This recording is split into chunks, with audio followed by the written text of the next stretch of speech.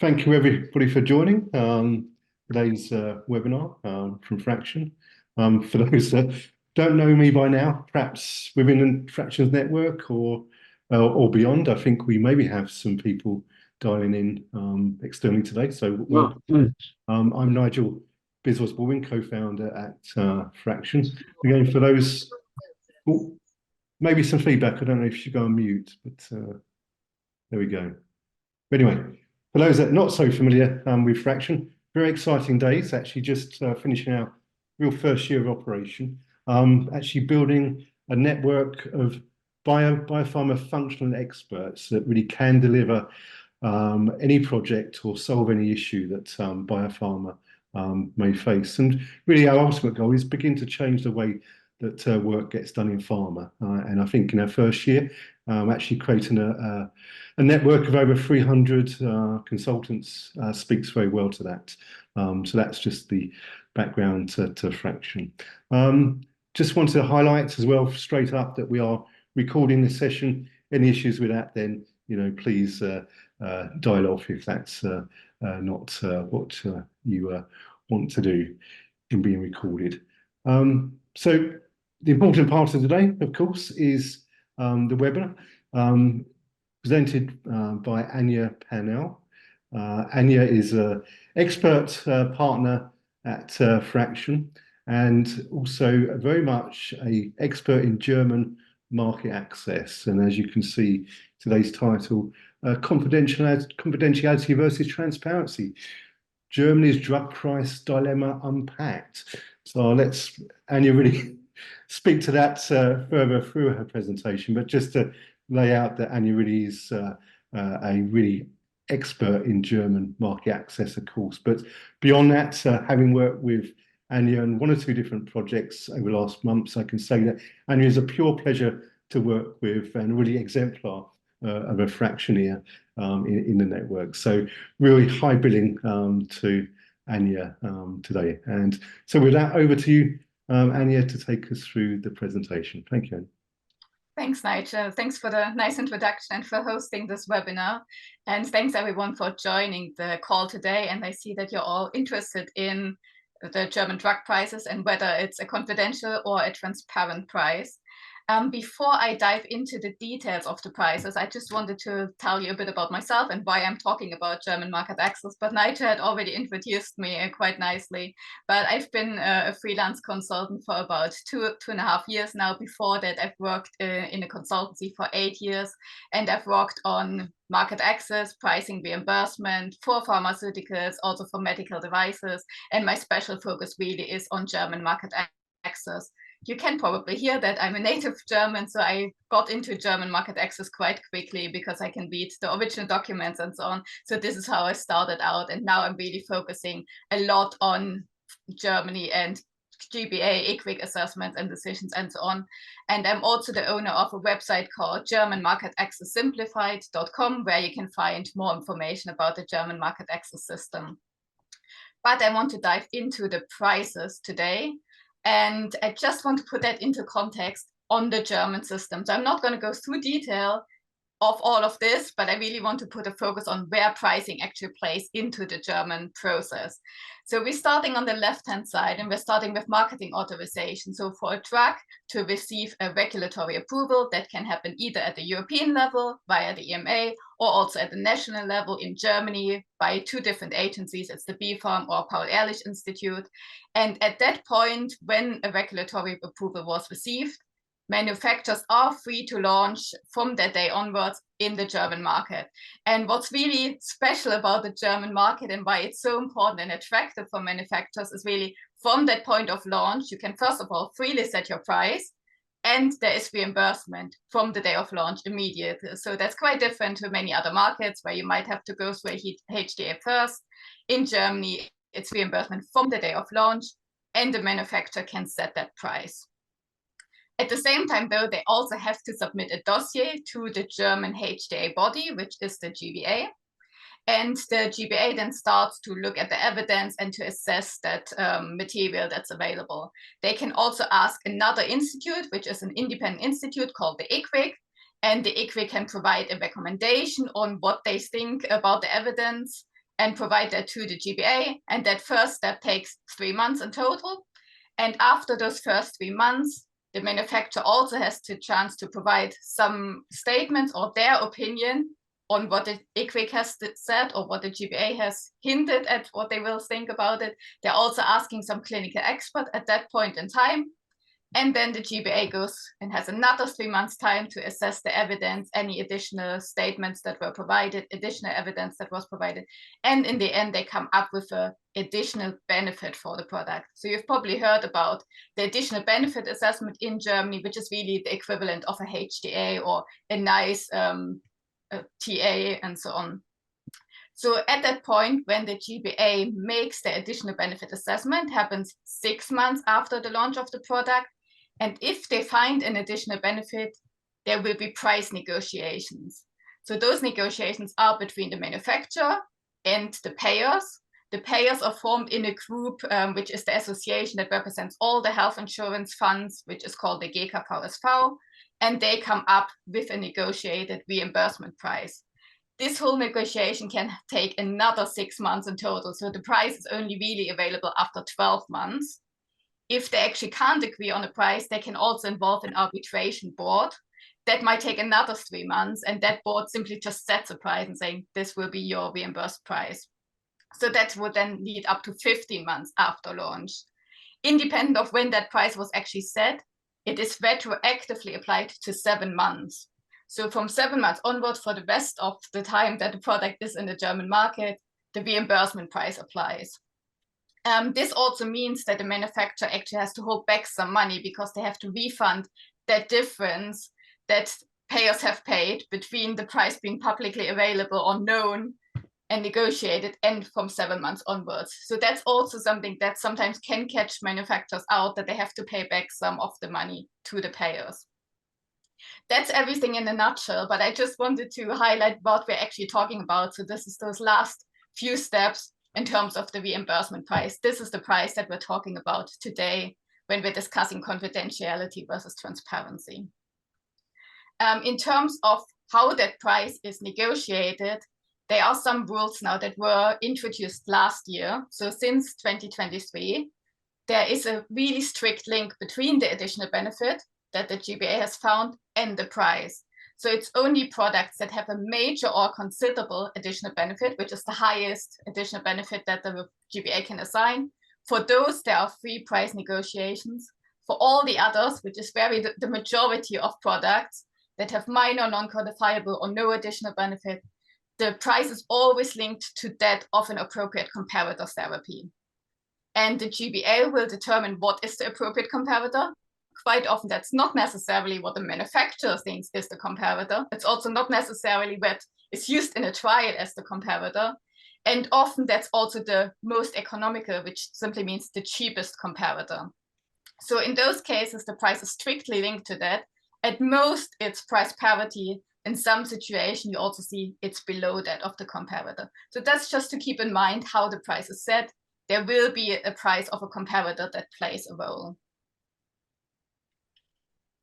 So now we currently in Germany have transparent pricing, and that's again really unique to the German market, but that leads to exactly that, international price reference pricing, because the price is publicly available and the lower tax, and everyone can see it, which means we can see it, we as consultants, but also competitors can see it. So manufacturer of competitor products can actually see the price, and also other markets. So this leads to international reference pricing. So this is just illustrative, but you can see there are so many errors coming from Germany. So that means other markets can see what the German payer is paying for a product.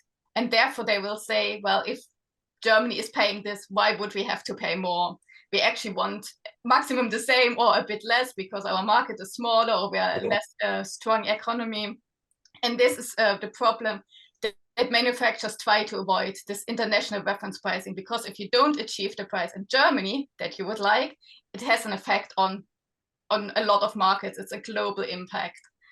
And this actually has resulted in a lot of withdrawals or not even launches. So those are just some recent examples from the last 2 years, but you can see really big names like Janssen, BMS, Novartis, and so on.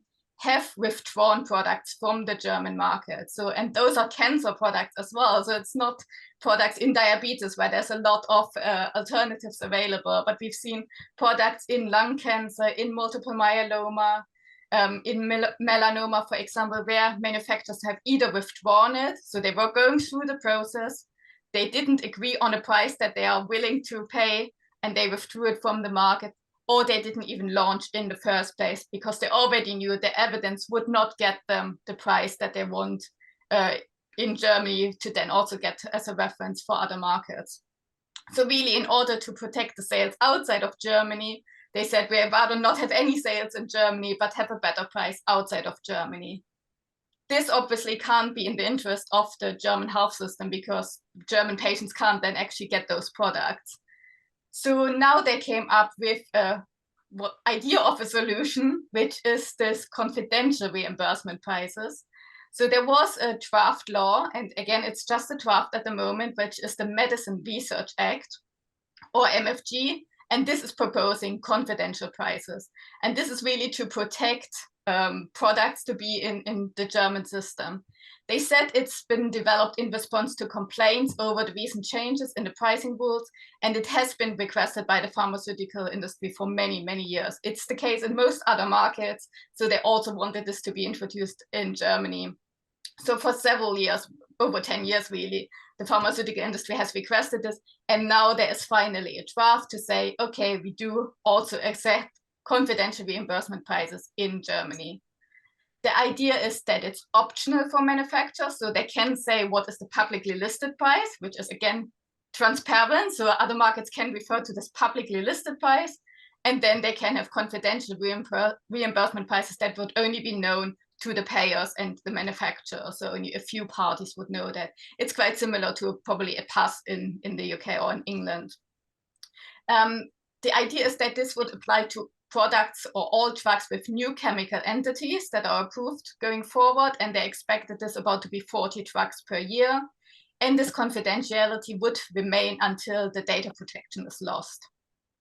So overall, the idea is, if this law is in case, you might have lower reimbursement prices in Germany because you can actually lower your price and still not impact the other markets. You have artificially high list prices. So overall, the drug is sold for less in Germany, but without driving down the costs in other countries.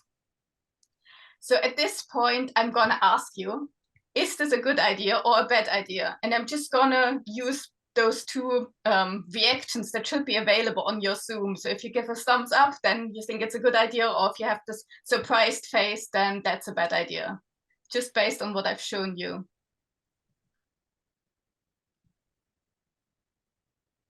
I see one reaction of a bad idea. I'm not sure if, yeah, a few more. Some thumbs up of a good idea. And I'm willing to say I thought it's a good idea as well. So I thought, okay, if that means that the products stay in Germany, in the German market, then surely that's a good idea. But you probably, the one saying it's a bad idea, maybe have more information already. So with that, I'm moving on to the reactions that we've now seen from the payers, the HTA bodies, and the industry. And again, based on this idea, we have products being available in the German market, lower prices because the reimbursement price should actually have a discount, so it should be lower, and therefore no reference prices outside of Germany. So naively, I thought that's a very good idea. But let's see what the payers had to say about that first. So the payers actually said, no, that's a bad idea, looking at the details of the law, because they say that those secret prices undermine all the price regulation mechanisms that are already in place in Germany. And that's also why I introduced all the price setting rules that I mentioned before, because, for example, the GBA now would not be longer able to identify the most economical appropriate comparator therapy, which is the one that is used for the link for setting the price, because the GBA should not know the discount. That really should only be known to the manufacturer and the payers, so their health insurance fund. Likewise, in Germany, we also have this rule that clinicians and pharmacists should really prescribe the most economical alternative. If there are several alternatives, they should be describing based on the actual therapy costs to save costs overall. If they don't know the actual cost anymore, then they can't do that. And the payers think that results in significant increase in drug spending. And then the payers are obviously also worried that the manufacturers set deliberately high list prices, which in the medium term will increase the pricing of other medicines as well that are using these as a reference. That's one aspect. And then they also said there's a huge increase in bureaucracy because the manufacturers actually have to communicate how much the discount is or how much lower the actual price is. They have to tell that to the payers, so the health insurance fund, statutory, private, hospitals, safe payers, and so on. And then they have to refund the difference afterwards.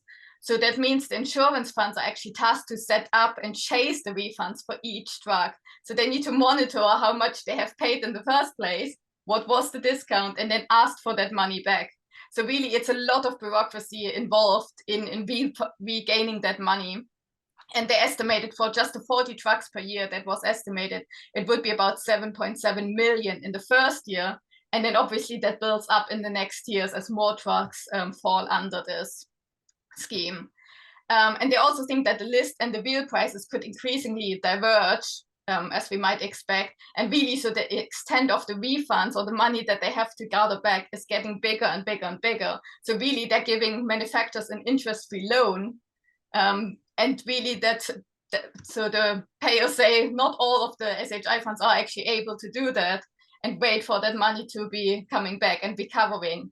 So overall, they think that those plans, if we remember again, actually lower reimbursement prices would result in higher insurance premiums for the patients and the employers that are insured with those health funds.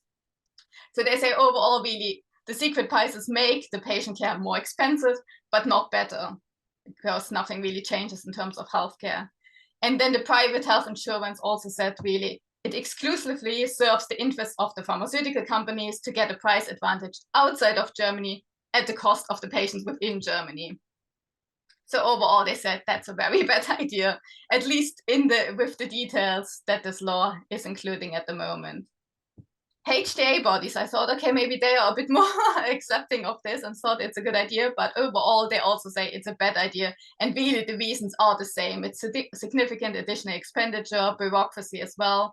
And then the IQWiC specifically, which is this independent institute that supports the GBA, also says that they can't really monitor anymore the impact of the AMNOG law, for example, and what's the link between the additional benefit outcomes and the prices, because they wouldn't know what the actual prices is. So it really prevents their research as well on the relationship between the additional benefit and the pricing. And interesting, they also said that it reduces the impact of German assessments really on the rest of Europe, which I guess was also an idea of why this law was introduced. But they say, because they're currently involved also in EU joint HTA, that really Germany's position in that process is now undermined because they're just not as important anymore. And lastly, they also said that one of the key goals of having European joint HTA is to provide equal access or equal supply across all of Europe. So if you're now reducing or making the prices in Germany confidential and therefore prices outside of Germany could increase, really that contradicts the idea that there would be easier access to products also outside of Germany or across all of the EU. So overall, they said, well, it's a bad idea. So now we're coming to the industry. And again, remember, they have requested that for at least 10 years.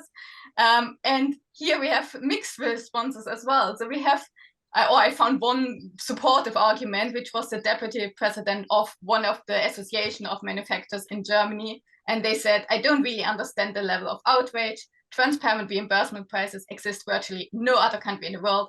Germany is an exception here. But then interestingly, another association of the pharmaceutical industry, the BPI, said that confidential prices would only ever become relevant in individual cases because this new regulation really causes additional costs, because the manufacturer discounts, wholesaler and pharmacy margins and VAT and so on, they're all calculated based on the publicly list prices and not on the actual prices. So they are not even very supportive of this whole idea of this new law. And also the positive statements I found, there were not really strong arguments to keep it as it is. So at this point, I'm going to ask you again, do you still think, or maybe the person who said good idea before, and is it a good idea or a bad idea? And I can say my impression is it's a mixed one. Definitely with the law as it stands at the moment, it's probably a bad idea, or not leading to the impact that they would like to have with this law. Paul thinks it's a good idea still. Good. Only because it helps get drugs back on the market. If patients can't access these drugs, we've got to fix it. That's my only view, is we've got to find a way. Exactly. At least it means that manufacturers shouldn't withdraw from Germany. I mean, they're still free to do it, but yeah, with that, hopefully they shouldn't have a reason to do it. Right. All I can say at this point, it's a draft law. So what happens next? The current draft was approved in March 2024, so it's about just 2 months ago. And the implementation date was set for 1st of January next year, but we haven't actually seen any progress on this draft. So there was a lot of outrage after it was published, but we haven't seen it being debated anymore. So I don't think they will meet this 1st of January 25 deadline. But the next month will really be critical in shaping the final contours of this reform.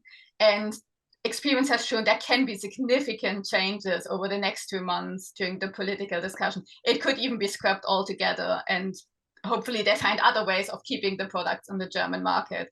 But all I can say is watch the space. I'll keep you updated when there is a final decision on what happens with this law. And lastly, I thank you for attending this webinar. And if you want to find out more, you can download my free ebook, for example, which answers the 10 most commonly asked questions about the German market. I also have a mini course, which is really an introduction to the German market access system, or just simply send me an email or contact me on LinkedIn if you want to find out more. And thanks everyone for listening. And with that, I'm opening the floor to any questions. Thank you, Anja, indeed. So let's do that, actually. As you suggest, let's open the floor up for questions. I think Sheila had her hand up a second ago, at least. Yeah. Sheila. I can't hear you though, Sheila. You're on mute, Sheila. Sorry. I worked with a top 5 pharma company, and when they were doing the forecasting in the early stages, they decided, when they looked at the situation for Germany, they decided to delay launch till they got more evidence. Do you find, so they were in a better position? So Germany then became, for this particular asset, not one of the first countries for launch. Do you find that happens in many situations, Anja? I think, especially since the strict link has been introduced, between the additional benefit and the price, yes. So previously there was still some room for negotiation, but now, for example, you know already you have a single arm trial, or you know that the comparator will not be the one that the GBA chooses. You already know, just based on that, there's no additional benefit proven. And then you know your price can't be ever higher than that of the comparator. So yes, you might want to delay, set up a new trial with a different comparator, the one that hopefully the GBA accepts, to get better evidence, to have better price potential, which again can't be in the interest of the German system, because then it's several years that German patients can't access the product. Yeah. Thank you. Thank you, Sheila. Anja, with the products that were withdrawn, there was traditionally a 1-year free price window, wasn't there, where you could come in, but I believe that's reduced to 6 months. Exactly, yeah. So those companies historically operated for a year, got to the crunch point and then pulled out. And now, if you wanted to operate in the German market, you'd only survive for 6 months in free price. Is that still the situation? No, not really, because the price negotiations might still take half a year. So they might still, the price negotiation might only happen or be published after 12 months. So you can withdraw just before that, so that negotiated price does never make it to lower taxes, so will not be publicly available. Gotcha. And but you have to pay back the price difference for those 6 months. Okay, so it's quite dangerous to go into the market hoping that you're going to negotiate at the end of 12 months or 6 months if your expectation is that you're not going to get the price you achieve. So pharma just doesn't do it. It doesn't even enter. Okay. Yeah, and you can really withdraw at any point, really. No one can stop you from that. But sometimes manufacturers also launch because they can freely set the launch price, and that's now publicly available. Yeah. But then they withdraw before the negotiations. Gotcha. Or sometimes they withdraw afterwards, but then they have already published that negotiated price. So they try to do it maybe just before it gets published, before they finalize the negotiations. Sometimes it goes to arbitration and they withdraw with it during that procedure. Yeah. Thank you, Paul. Lively discussion, of course. So Matt, I think you're next. Yeah, hi. Sorry, Paul, you just said exactly what I was going to just ask about the end, which is actually in reality, how many companies take the risk? It's almost like if you're going to have a mass market product that's going to make some money quite quickly, then it may be worth it. But I know when we were looking at it, we waited for the negotiation to happen and then we launched, because launching costs money, a lot of money. Yeah. So why do you want to do it for a quick buck and then pull out? And you've got reputation if you pull the product. Exactly. So I'm just not sure what companies would take the risk for the sake of a year, unless you're going to make a quick buck quickly. And so yeah, we waited, and that's why. From your experience, Anja, what actually happens? Do companies just say, let's just wait for the negotiation? I think there are more and more doing it now. I mean, those new laws were just introduced last year, but I think that's happening. It's also hard to know which ones actually stop or wait, because it's only the ones that publicly announce we're not launching on the German market that we know about. But definitely Janssen, for example, was one that immediately said, with this new law, we're just waiting for new trials, and we're not launching in Germany, or launching in other markets first. Yeah. Thanks. Very interesting there. Thanks for your talk. Thanks. Cheers, Matt. So, Owen, I think you've got your hand up. Hi, thanks. Anja, I just wonder, I mean, now benefit assessment and price are very closely linked, but I just wonder if you could reflect on the instances where maybe benefit assessment and the resulting price have been there's been a sort of disparity between the two. And from memory, I think a couple of the CAR-Ts would be a really good example, Kymriah and DLBCL. I just wonder if you could maybe reflect on the times and maybe why there is sometimes a disparity between the two. Yeah, and it's really hard to tell when there is a disparity, because it also depends. So when we have free negotiations, which was the case just before last year, the size of the population definitely also plays into the role. And clearly, so orphan drugs have a bit of more room for negotiating prices, because you don't necessarily have a comparator, or not that strict comparator, because there might not actually be existing one, and you have a smaller price, smaller population, so the budget impact overall would be much lower.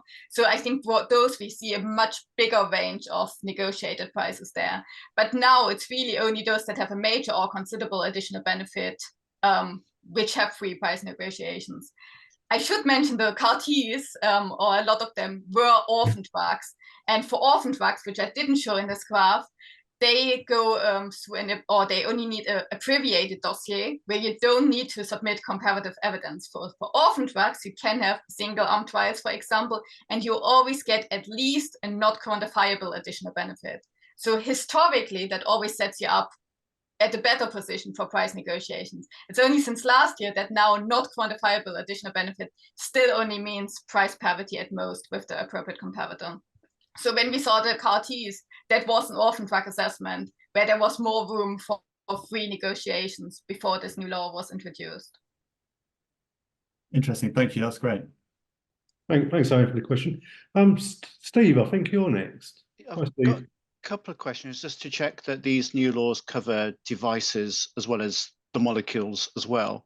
And the second one is, increasingly we're seeing development is much more focused on these higher unmet needs, the rare disease, where you didn't have comparators.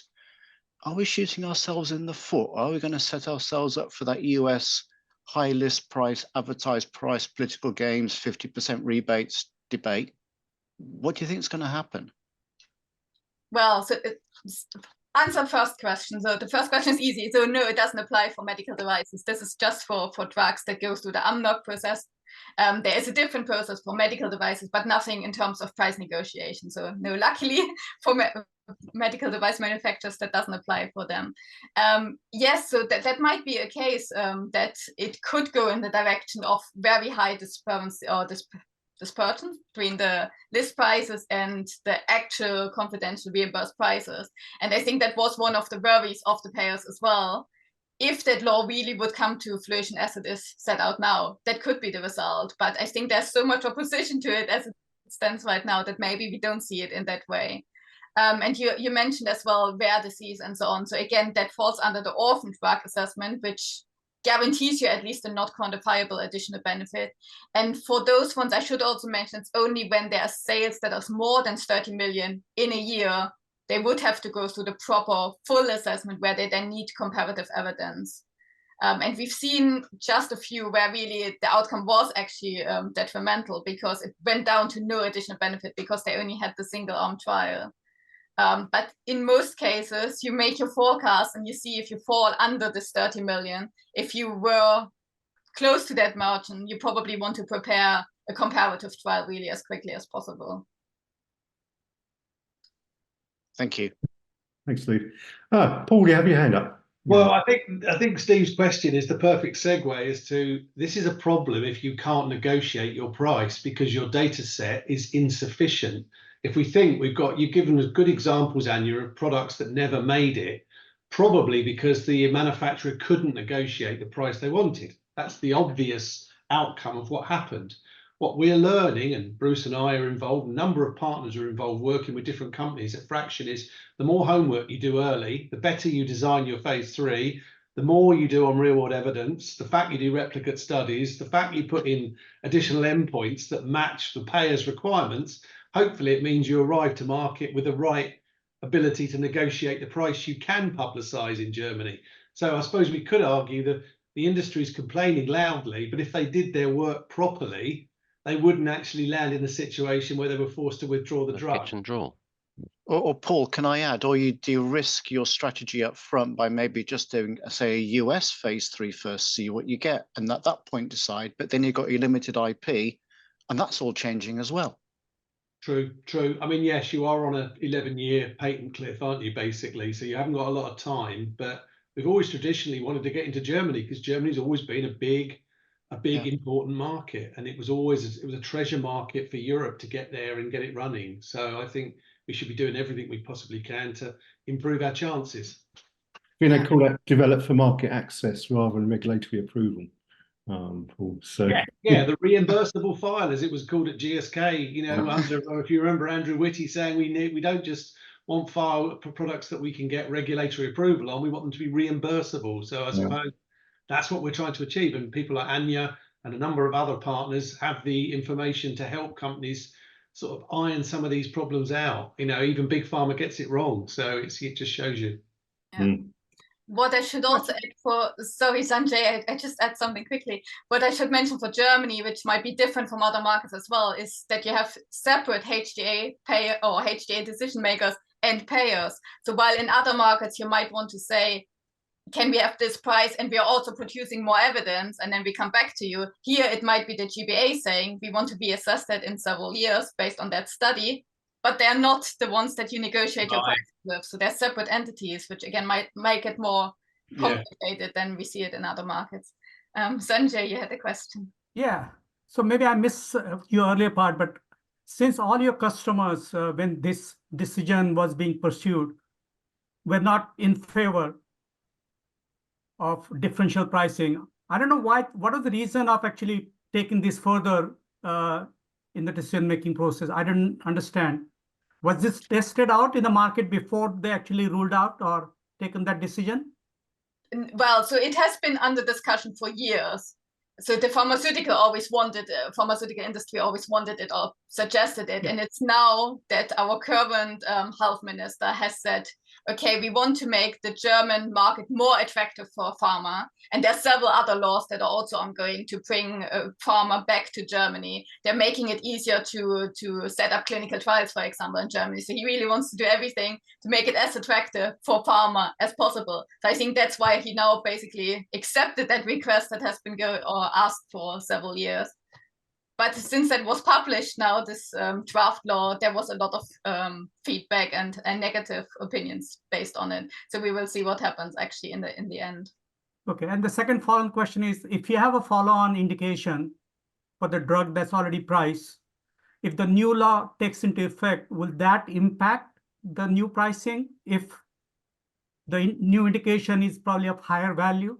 Yeah, so at the first price, you don't think of follow-on indications yet. You're only negotiating that first price based on the additional benefit that you had. But if a new indication is approved, then this whole process starts again. So you have to submit a new dossier. The GBA will determine the additional benefit of that new indication. And then the price will be what they call a mixed price. So that takes all of the indications into account based on the population size and will be weighted. So yes, then the rules applies for that new indication as well. And you have one price for this product across all the indications. So it's always good, Sanjay, to get your indications in the right order. Mhm. Yeah. Because with volume, prices don't tend to go up, they tend to go down. Yeah. Exactly, yeah. Okay. I don't see any other hands up. Brilliant presentation, Anja. Thank you. Yeah. Thank you. Don't want to put you on the spot, Dave, but I see you have one or two comments in the chat, Dave. I don't know if there's anything you want to bring out from that, or you're stay shy. I don't know. Hi, Dave. Yeah, no. I arrived late, so I thought I better put the camera off and try and not be disruptive. So really interesting to hear. And I did change my mind. As always, the devil's in the detail, isn't it? And that seems to be the case here. You know, there's a lot said about the clawbacks in the UK, but it's a national level, so the healthcare system doesn't have to do anything. They probably don't see the cash anyway, even though the government says it gets back into the system somehow, but it's always around how it's operationalized. So you can imagine at a payer level, you know, you've got to employ someone full time to do all of this sort of stuff, don't you? And that comes in. So fascinating to see how they've designed it and what's done. I don't really have a question based on that. I guess I'm slightly interested just thinking about one of the comments around the HTA side that they want to stay influential in, you know, the EU HTA amalgamation. You know, so it kind of feels like Germany's got a slightly different way of doing HTA because of the legal restrictions, so they don't use cost per quality. The French quite like the Transparency Commission, which does everything behind closed doors, and good chunks of the rest of Europe are busy using the quality. Is there any sense that that might change, or is that just pie in the sky? Do you think this sort of stuff? It doesn't seem like they are willing No. to change that. And also, you probably know that there are both HTA bodies involved in EU HTA. So it's both the GBA and the ICWIC. Yeah. And the people who've seen the templates for the EU HTA have seen it's very similar to the German one, to the GBA one. So they're definitely very influential on this whole Right. process. So I think that's now also one of the aspects that they're a bit worried that they might lose that influence that they have on that process. Yeah, it makes it easy for them. And I guess the clinical section theoretically should be relatively straightforward, albeit I guess in Germany it's more hardcore, so you've got to absolutely have the right comparator in your clinical trial. Don't accept any statistical methods for comparisons, which happen elsewhere. So yeah, okay, I shall continue to watch with interest and see how that develops. One big difference might also be the subgroups. You might know that ICWIC is very keen on subgrouping and splitting the population up as much as you can. Yeah, that might be different at EU HTA, where for other markets you might not need all of these subgroups, but for Germany you would, and I think that's the influence also that they wanted. Talking about the clawbacks that you mentioned as well, the payers also brought up an example from digital applications, so something completely different. But for digital applications, they also had to refund the money between the price that they freely set in the beginning and then the reimbursement price that was negotiated. And they said that actually quite a few of the small companies that developed digital applications went bankrupt. They didn't have the money to pay back the payers. Yeah, and that's really a worry as well for pharma, if it's really small companies or you're out licensed for just one product, and they don't have the money to basically refund the payers in the end. That in the end you might still not have patient access because the company just goes bankrupt and the product doesn't exist anymore. So yeah, unintended consequences. Yeah. And ultimately, it's always, as others have said, the patients who lose out, isn't it? Either by drugs not being launched or being withdrawn shortly after launch, so that the price stays the same because of reference pricing. So yeah, I mean, a thorny subject for governments to wrestle with. And I think the other obvious statement, you spoke very well about how the German government are really keen to bring back life sciences. Well, so is the UK, so is France. I suspect a lot of other countries around the EU also are. So it's a real competitive market, isn't it, to kind of court pharma again, and get that research spend, I guess, and influence in your country. So again, there's a bit of a European conflict there. Collaboration is brilliant, but of course we all want our own slice of the cake. and good industries home-based to develop the GDP taken. So yeah, there's lots of stuff in what seems like a relatively simple bit of law. There's a lot of bits wrapped up in that, isn't there? Yeah, that's why I needed to introduce a lot of these concepts when I was only talking about prices, but it's all linked together. Yeah, wonderful. Thank you. Thank you, Dave.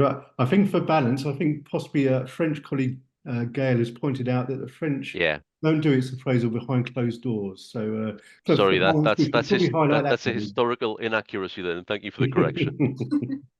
Thank you guys for pointing that out. We need to be accurate in what we do. There you go. Sebastian, you have your hand up. Thank you. Yes, thanks. I just wanted to make one comment and get one opinion from you, Anja, regarding orphan drugs. I know the talk wasn't specifically on this, but you said one thing earlier that raised my interest. If I misunderstood potentially something at some point with the guardrails that were introduced regarding the quality, the benefit. You were mentioning that, of course, minor or non-quantifiable benefit has guardrails in terms of what the annual therapy costs can be.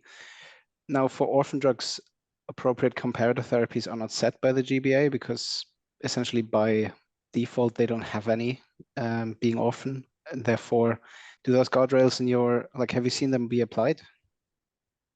Well, so prior to a full assessment, of course. I'm sorry. I know it's tricky because still those pricing negotiations happen behind closed doors, so you don't say what has actually been applied in the end. But they say that orphan drugs would fall under. You have at least non-quantifiable, which falls under this. But you're quite right. There is no appropriate comparator therapy. So I think at least the payers are still trying to find something that could be a benchmark for those negotiations.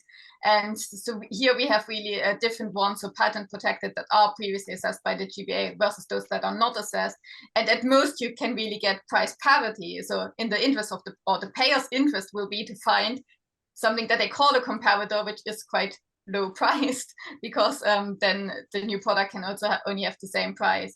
But I think this is something where payer research, for example, would help. So to speak to potential payers or people from health insurance funds to see what do you think would be the comparator that is used there. They still say they benchmark it against something, and those limits should really be applied for orphan drugs as well. But you're right, the GBA doesn't define that appropriate comparator. That will be at the payer level. So it's really important to get their thoughts on what would they use in for a comparator in that situation. Yeah, I think you've drawn similar conclusions that you obviously have read all the same documents, you have them available. And what we concluded with was that most likely, essentially, even if it's just in private conversations, they will say, we'll argue that this is similar to drug X, even though the GBA has not determined that drug X is the appropriate comparator therapy. So it will definitely pull down the price. Nevertheless, for orphan drugs, so thanks. I just wanted to hear from you what you have experienced essentially, but thanks. Yeah, and I think that's also where it's very important to prepare for those negotiations or even before and for those discussions to get your situation or your statement of what you think should be at least a price benchmark, not the clinical comparator, but the price benchmark, and get some supportive statements, maybe also from clinicians and KOLs of why that is the one that you should be using to maybe sway the payers from their, I don't know, probably lowest price one that they pick to one that is more in alignment with what you have in mind. Thank you, Sebastian. So I don't see any other hands. I'm just conscious of time. So thought maybe I'd save the killer question, Anja, if you like. It's, I don't know if I saw your vote earlier on. What would Anja do to unlock this whole thing? Do you agree with Eva? Well, first, initially, I thought, well, that's clearly a good idea because it helps the patients or the products are still available. And then it was quite early on that the insurance company said, well, but that means higher insurance premiums. And was like, how? The prices should come down in Germany. How can you now say the patients have to pay more for that? But then after seeing all that detail, I think, well, that's probably not the solution then. Like we said, the devil is in the detail. So probably overall the right idea, but maybe having more, well, I don't want to put all the manufacturers against me now, but maybe having it more of a split between the clawbacks all in the payers' hands versus setting up some systems, maybe more at the government level rather than payer level, to do all that bureaucracy, and maybe not bring the insurance premiums up, keep them the same, and then find a different solution. Well, thank you. And yes, so no final hand. So let's draw the conclusion to today's discussion there. And yeah, so thank you sincerely for that. Maybe you'll come back in a few months though and update us on what happened in the political situation and where we go next. So let's try and do that. And yeah, but meanwhile, say thank you, and yeah, thank you everyone. And again, a fantastic session. I think highlighting very well the range of expertise, the deep knowledge on offer at Phraktion's partner network.